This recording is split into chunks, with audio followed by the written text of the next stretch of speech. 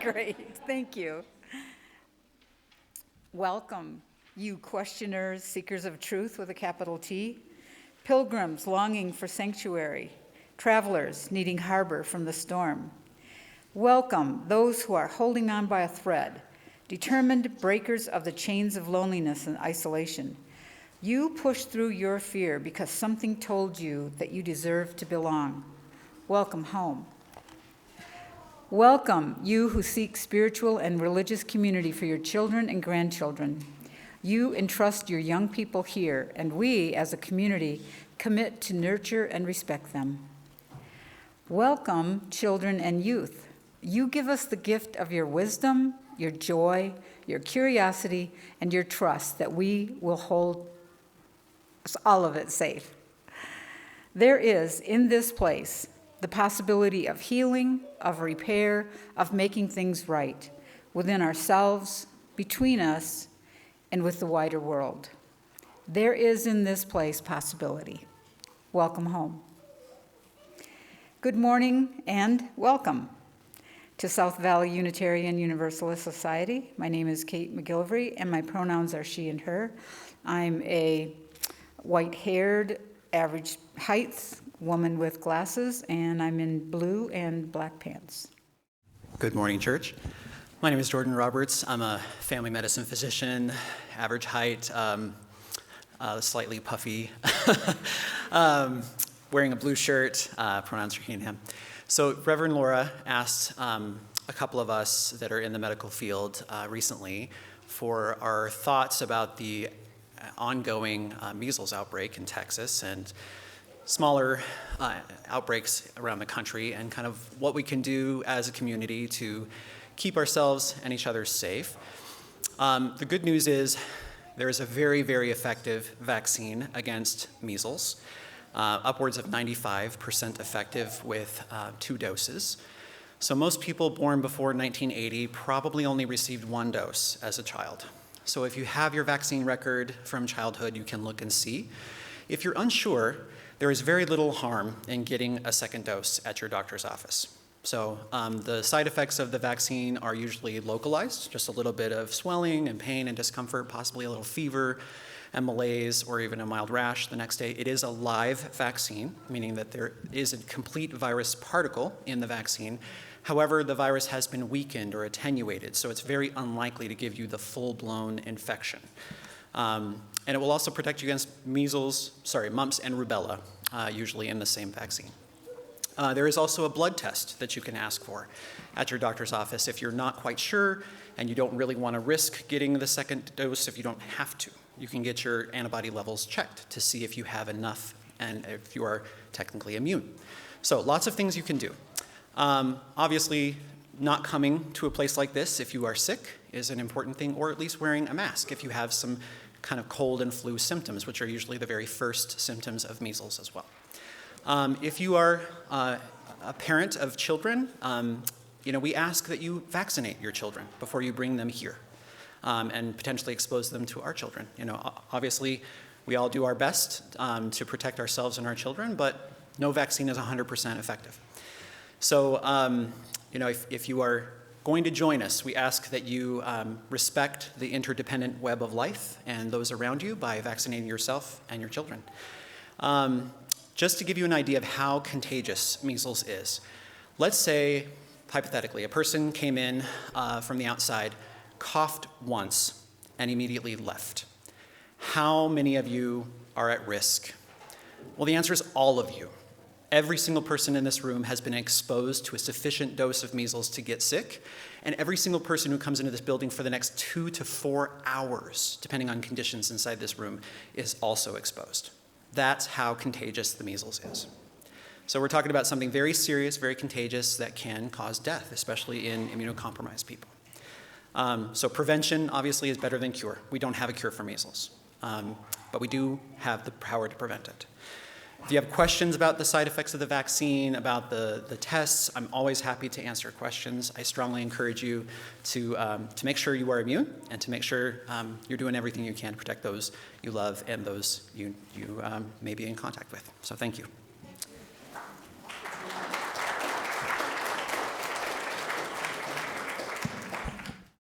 Good morning, everybody. Good to see you. Please stand if you're willing and able. Hymn number 1015. There's a slight text change here. We're changing the lyrics in verse 3 and verses 5 as well. Should be in your program. Number 1015, please.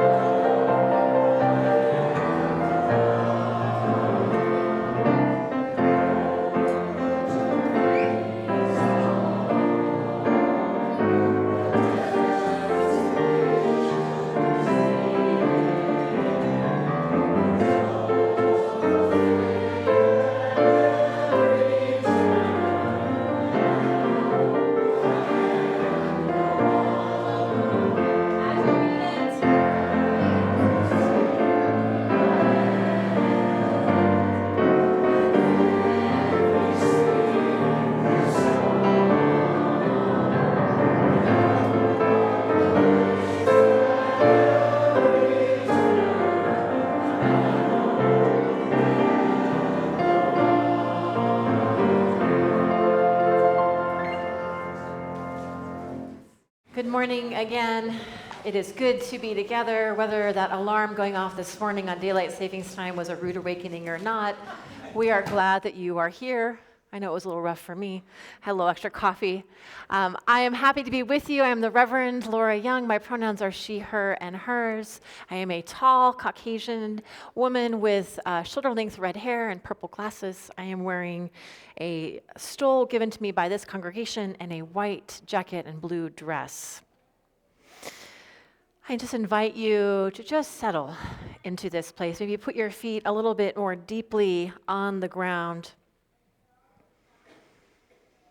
And know that you are already good enough. You are already good enough. As we get ready to light our chalice this morning, I offer you a little bit of an insight into what does it actually mean to be part of a liberal religious tradition. That word liberalism gets rolled around and has meant many, many things over the centuries, and it has a very specific meaning in Unitarian Universalism. It refers to being theologically liberal. While we may also be politically and socially liberal, it primarily means theologically liberal, which means that we investigate and are curious about the many pathways to find and create meaning in community. And there was a theologian named James Luther Adams who was a Unitarian minister, activist, journal editor, distinguished scholar, translator, and editor of major German theologies. He wrote extensively, and he was a divinity school professor for more than 40 years. He was probably the most influential theologian in Unitarian Universalism in the 20th century. And he had a lot to say about what does it mean to be part of a liberal tradition. And he had a metaphor of 5 stones. So I'm going to share those stones with you this morning as we prepare to light our chalice, so that it may inform a little bit more about why that flame burns on our altar every morning. So stone number 1 embodies the living part of our tradition, that we are always learning new truths. We are always growing in knowledge, and revelation is never sealed. Stone 2 embodies that we are a free people, gathering in free will to join in a spiritual journey. Stone 3 embodies our call to create a just and loving world and to work to abolish oppression in all its forms. And stone 4 embodies this acknowledgement that good things do not just happen, but instead we work to create and to make those things happen. Our participation is vital. And the last stone embodies our knowledge that there are spiritual and human resources for the achievement of meaningful change, which justify an attitude of ultimate optimism. We are an optimistic faith. So, I invite you to stand as you're willing and able and say our chalice lighting words as I place these stones on the altar, and Lana will come forward and do the lighting for us.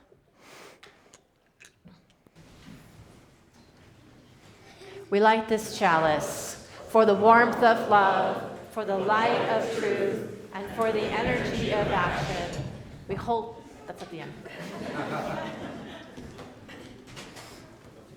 You may be seated.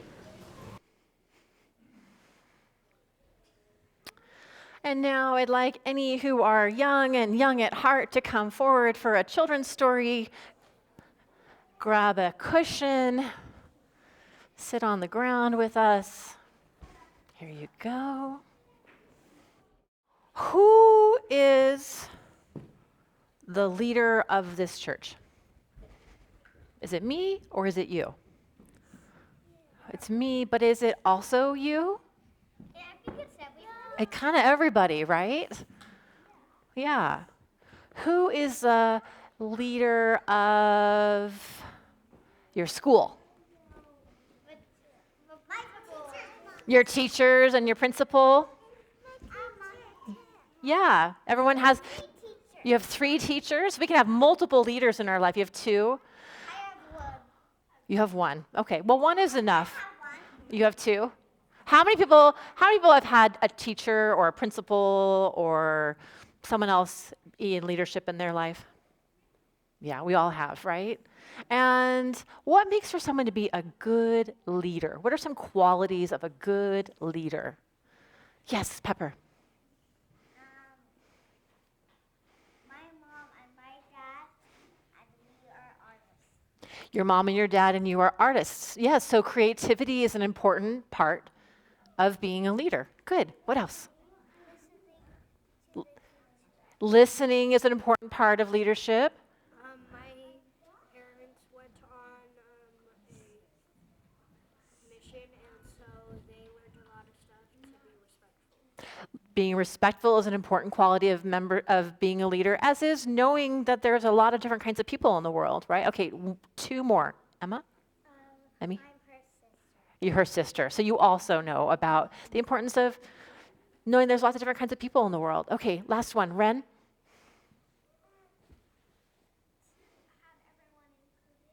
To have everyone be included, right? One of the things that's also important that I didn't hear quite yet is it's also very important for people to feel like they can do something that's meaningful, that they can participate, right? So nobody wants to be in a classroom where it's the teacher's way all the time, right? They want to be in a classroom or in a learning environment or work environment where what you say and do really matters. So I'm going to tell you a story about a really important leader who inspired a whole generation of people. His name was John F. Kennedy. How many people have heard of John F. Kennedy?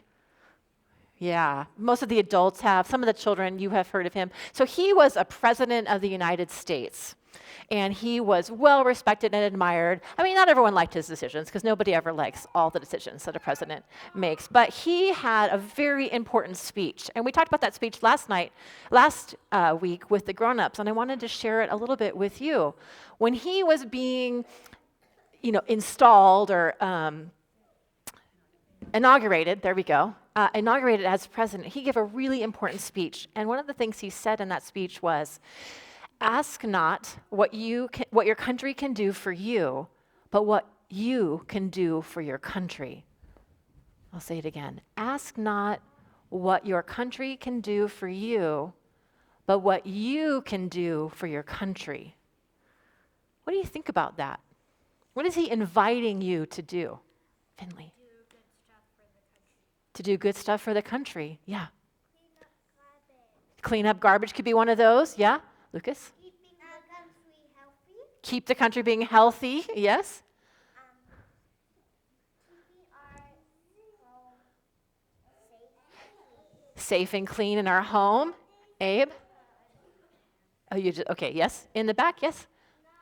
Cutting down eucalyptus. But keeping the trees strong and healthy and not cutting them down. Yes. And making sure you go to the right place to move. Making sure that you know where you're going. Yes. Max.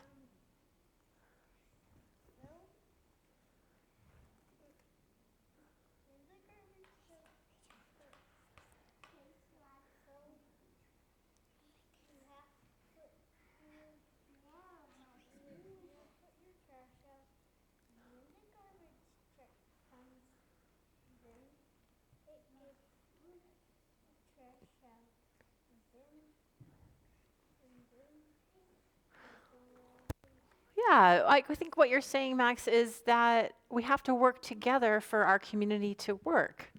That there are many people have different jobs, and one of those jobs is the person who comes and collects the trash. But in order for the person to collect the trash, you have to put your trash on the curb on the right day so they can come pick it up. And that's how the system works, right? When we all collaborate together. And so I suspect that this community has a lot of ideas about how we can create a better community. And I have some sticky notes. And I wonder if some of you would volunteer, okay, Finley, to pass out sticky notes to the grown-ups and to the children. And I have some pens. Lucas, you can have a little bit. And Caroline.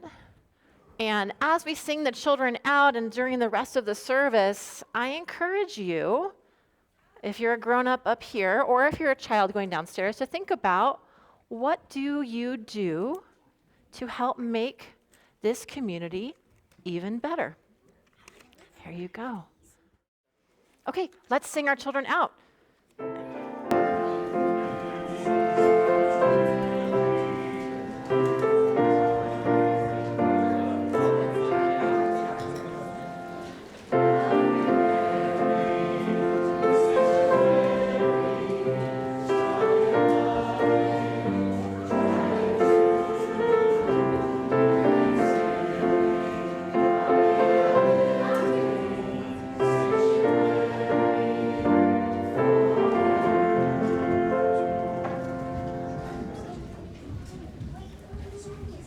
This community, our church, and its many ministries are only made possible by the gifts you give of your time, your talent, and your treasure. Many of you pledge monthly to support our work, and for this we are grateful. Your gifts help ensure that we are able to live our values of love and justice in the world outside. Part of our ministry at South Valley includes sharing our Sunday worship offerings with a charitable organization that aligns with our principles and values. This month, giving partner is Communidades Unidas. Founded in 1999, CU fights and builds the social and political power of people who identify as Latinx immigrants, including undocumented folks living in Utah. Please join me in reading our offertory words. They're printed in your order of service and on the screen. We are this church. We are its hands, its heart, its voice. Together, we share the wealth of this community and sustain it with our gifts. We're now accepting the offering, if the ushers will come forward.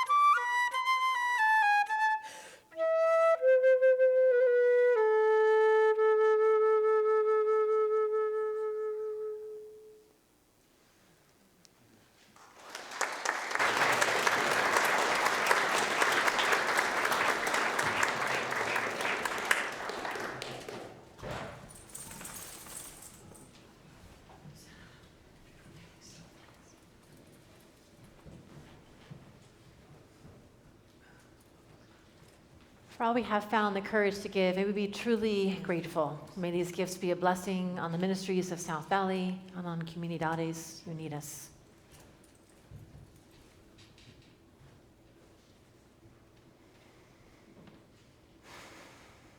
I invite you now to join me in a place of meditation, reflection, and prayer. For some people, that includes closing your eyes. For others, it means keeping them open. I invite you just to find a space that is comfortable for you. Spirit of life, I come before you as a gentle, angry people, as is sometimes sung in our sanctuary. We come as a people whose hearts are being broken open every day. We come as a people who are seeking to find grounding and truth and resilience in a world that is rapidly changing.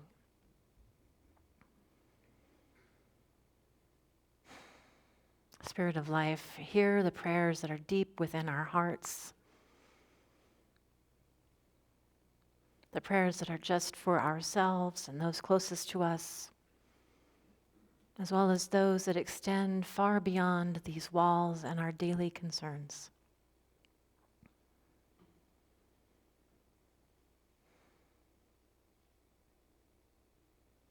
Into this space, I invite all the voices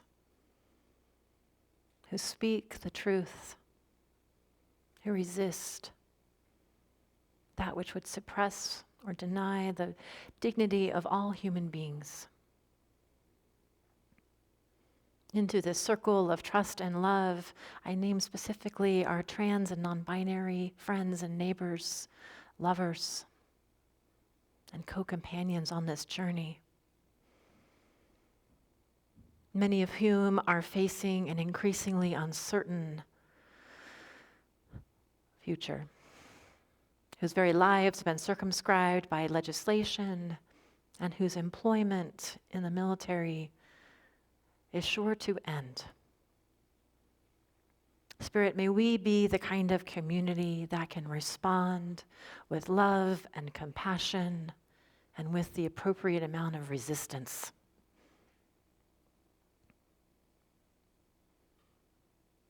And our hearts also go out to those who are suffering the effects of war and famine in so many parts of the world. Those on the shores and in the villages of Ukraine, in the Congo, in Myanmar, in Gaza, and all the unknown places that don't reach our ears in the daily news cycle. When we seek peace as a faith movement, we know that peace is often more difficult to achieve than we would like it to be.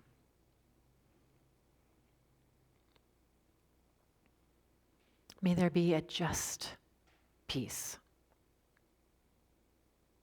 And may our hands and our hearts and our voices help to bring that about.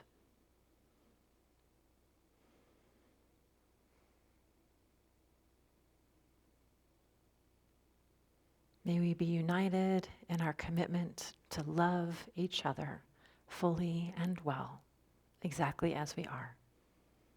May it be so. Amen. I wish it need not have happened in my time, said Frodo. So do I, said Gandalf, and so do all those who live to see such times. But that is for them to decide. All we have to decide is what we're going to do with the time that is given us. J.R.R. Tolkien, The Fellowship of the Ring. I feel like Frodo, stunned that this has happened in my time, in my children's and grandchildren's time. I'm also angry and maybe feeling offended that I've been so gobsmacked. How could this have happened? And then I realize how entitled that sounds. My white privilege is showing in an ugly way yet again when I compare myself to the rest of the world. So perhaps what I should focus on is Gandalf's wisdom. What will I do with the time that is given? So I am reminded to, if you'll join me, stop, unclench your jaw, Soften your brow, relax your shoulders, and breathe. My husband changed this quote you'll recognize. Ask not what others can do for you, but what you can do for others. We need this now more than ever. It's our birthright, our tremendous responsibility, and our privilege. I've been reading a book I thought I couldn't read.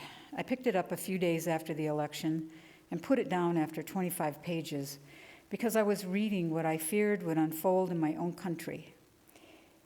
It was too real because it was real. It happened in the 60s, 70s, and 80s in Romania. You may recognize the name Ceausescu. He was a third-grade educated, elected president who was thought would advance the democratic-leaning life, but became a ruthless dictator of a beautifully prosperous country, and it turned into a grim communist one. I've picked it back up because I'm ready. I want to read it like a playbook, and I'm coalescing some plays and finding hope.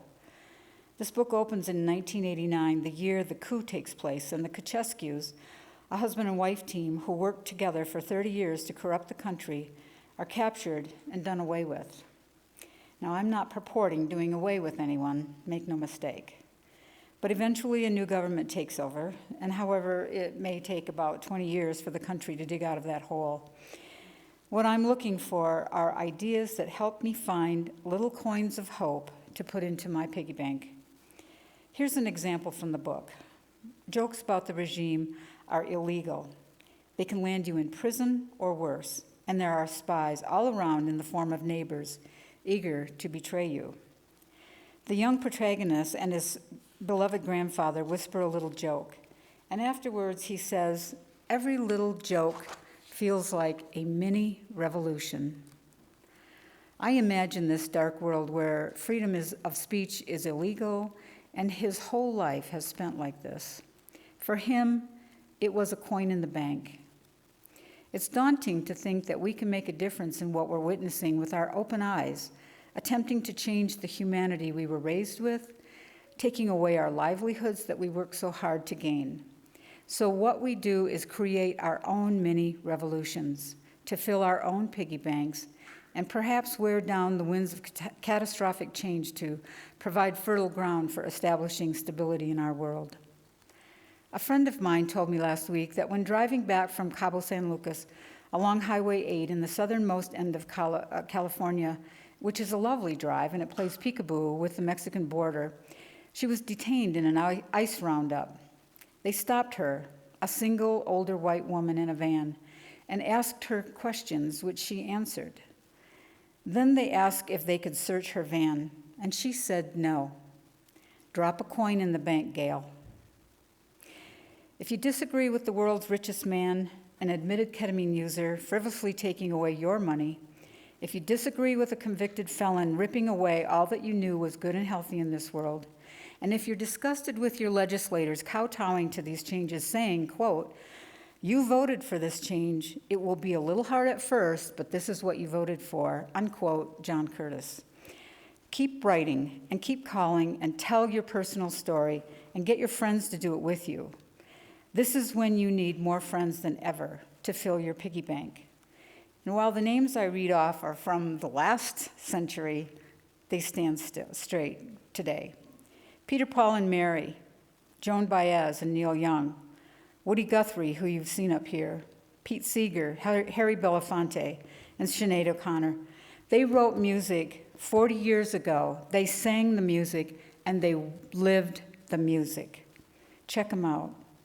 We shall overcome. Quote, "Laugh as much as possible. Always laugh. It is the sweetest thing one can do for oneself and one's fellow human beings." Maya Angelou. Maya Angelou, as many of you know, was a world-renowned poet, memorist, civic rights activist, and scholar. Her first autobiography, of which she wrote 7 total, was published in 1969 and entitled "I Know Why the Caged Bird Sings." It is a heartbreaking and courageous retelling of her experience as a survivor of childhood sex abuse and a teen pregnancy. The book was quickly banned and has remained on the top 10 list of most banned books for over 60 years now. She is often quoted as being the most banned author ever. Clearly, she was also a badass. Maya Angelou survived a traumatic childhood and went on to create meaning and beauty for herself and all of us. She leaves us with a deep and abiding legacy of hope through darkness and the indomitable spirit that may be developed in the human being. So, when Ms. Angelou says we ought to laugh a lot, as much as possible, I think we should believe her, wholeheartedly, or with a full belly, as one might say. Humor is something that helps us cope, right? It helps us cope with the way things are in the world and with all that the world brings our way. And I don't just mean the really terrible stuff of which it's so easy to catastrophize about, but also the really joyful things. Having a baby is very stressful, and humor gets you through those long nights in the beginning. Moving to take a new job that you're very excited about is also stressful. So joking about what doesn't fit in the U-Haul can help you cope. So right now, if you are finding yourself using humor, especially the dark and snarky kind of humor to get through your day, I am here to tell you, you are alive. You are alive and you are responding appropriately to what is going on in the world. Because here's the thing about humor. It has a wonderful way of helping us to reclaim, redefine, and reconnect. Humor is one of the cheapest and easiest ways that we have, because it's built right into everyone's body, to reclaim, redefine, and reconnect. It allows us to be regrounded and to recognize what is actually true, and it literally makes space in our bodies and in the spaces that we are inhabiting. And from there, we are better equipped to respond to what's happening in a life-affirming and life-claiming kind of way. I used to see this a lot in my patients when I worked in hospice. They would come to the hospice situation, either the patient or their families, and they would be struggling to accept what was already true, that their beloved was at the end of their embodiment. And the role of all of us in hospice was to hold and to carry that patient and their family through that transition towards acceptance. And you better believe me that snarky humor was a big part of that. When a chaplain walks in and cracks a joke, it puts everyone at ease. The key is to have it be well-timed and well-placed, of course. The same is often true in our social justice work, right? Where telling the truth can help us to re-energize and organize and resist and dream bigger and build a better world. It's hard to imagine something better when your body is tight and closed in and you are full of fear. You have to open up. And laughter is one of those things that can help us to reclaim our rightful space as a human. This making space is actually literal and figurative, right? It literally opens up your body by jiggling all of those parts of you that maybe you try to keep, slimmed under your pants. But the thing about slimming pants is that you can't really get that belly moving, right? So glory to all of us who have given up control top anything. Because you got to be able to laugh, right? Because when you can laugh, then you can breathe better and deeper, you relax your muscles, and it can even allow you to start crying, right? How many of you have ever experienced that laughing and starting to then cry can then be both joyful and sorrowful at the same time. Personally, I snort when I laugh really loud. How many of you are snorters in the community? I'll try not to snort this morning for you. It took me actually till I was like 35 to realize that I was one of those people. But I'm embracing that, in the world, because we have to. We have to respond better to what's happening in the world. And that just isn't just our personal lives, but to what everything is happening. And there's a lot going on, and it can be very overwhelming.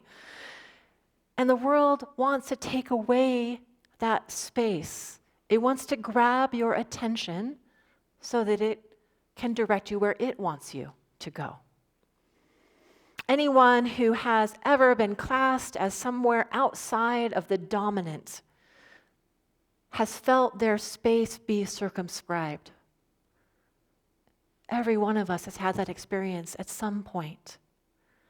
Maybe we were a little short or a little too tall as a kid. Maybe we are classed as female or trans or non-binary.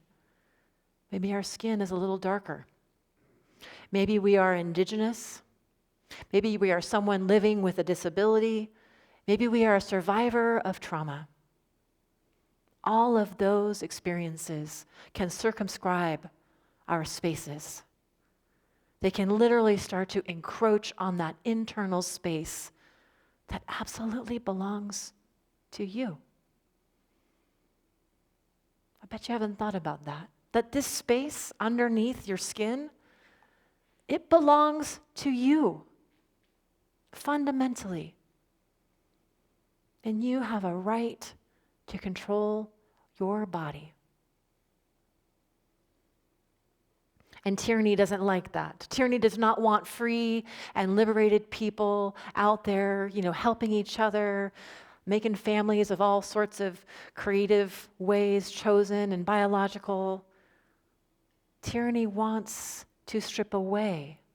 That's why people who are under tyrannical regimes often find that humor is one of their best responses. Because taking up space is that necessary first step to creating a more just and equitable world. It can also redefine what is important, what values we wish to bring to bear to our current circumstances. And again, especially that dark and snarky humor can help us get some distance from what's happening, right? So that we can re-engage. Plus, it feels good to laugh. Would you like to try it for just a moment right now? Just try laughing. Just there's nothing funny going on, but just laugh a little bit. Okay. That's enough. No more. I'm just getting you warmed up for next weekend when we do our Silly Hat Sunday, just so you can be prepared that we do 3 minutes of laughing yoga next Sunday, so you better start working out this week, because that's going to hurt. Humor is also, of course, a form of resistance, right? It's a form of resistance. The tyrannies of the world want to suppress that as much as possible, but it's impossible to get rid of all humor, right? Because if nothing else, you can joke around with yourself. We have multiple people inside ourselves, right? And we can make jokes across our own mind, right to left, front to back, up and down, belly to heart, belly to mind.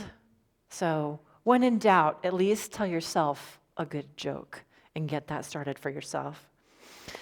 Now, underneath humor, of course, are really important values, the things that we hold dear, the things that we know create a good and productive and thriving human community. For us as Unitarian Universalists, we have this fancy logo to remind us just what kinds of values we are holding dear. For us as Unitarian Universalists, and this is a recent revision, because we are a living tradition, we revise and we renew our principles and purposes. We're supposed to do it every 15 years. This one there was like a 35-year gap, so we caught up now. So we now have this one.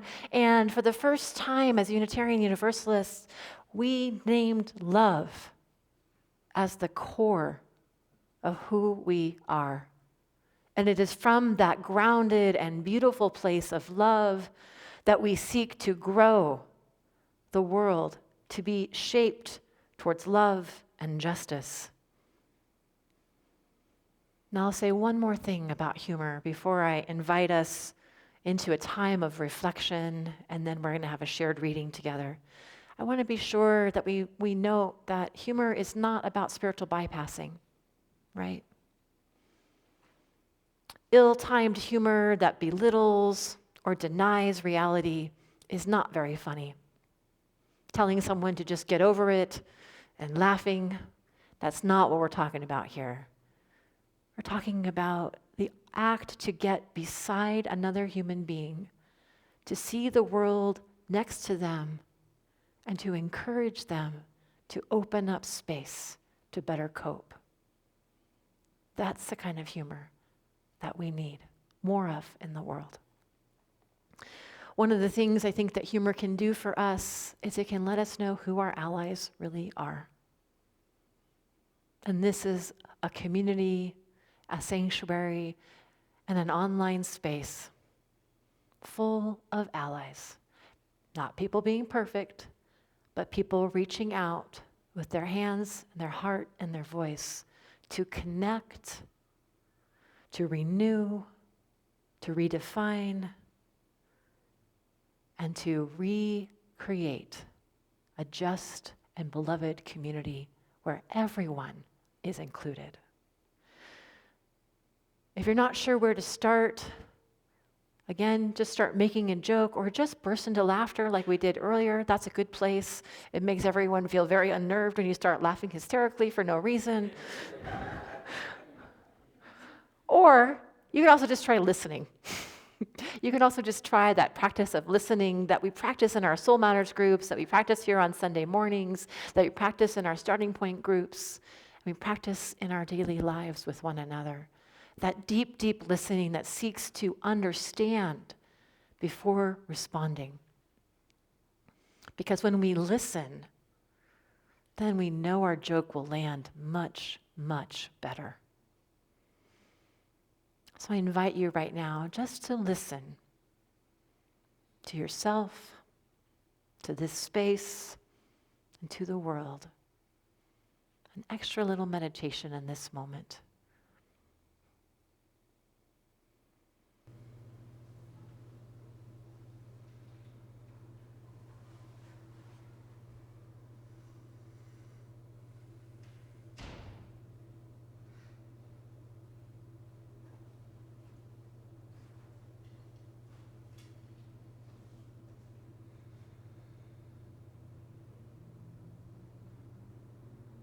Fill up that space that is blessedly and joyfully your own.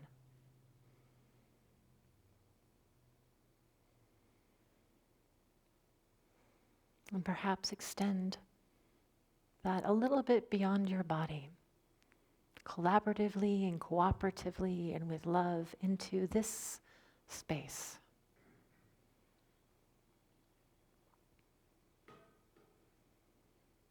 And imagine now connecting those of you who are online with those of us who are here in this space, imagining our energies of collaboration and cooperation connecting.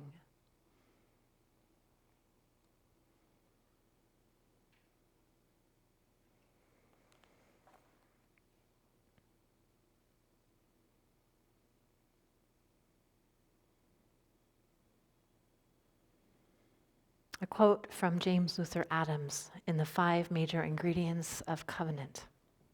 Human beings, individually and collectively, become human by making a commitment and by making promises. The human being as such, as Martin Buber says, is the promise-making, promise-keeping, promise-breaking, promise-renewing creature. The human being is a promise maker and a commitment maker. And here in this space, we covenant together to create a beloved community. I'm going to invite my readers to stand up, and we're going to pass out some handheld mics, and we're going to read our covenant together.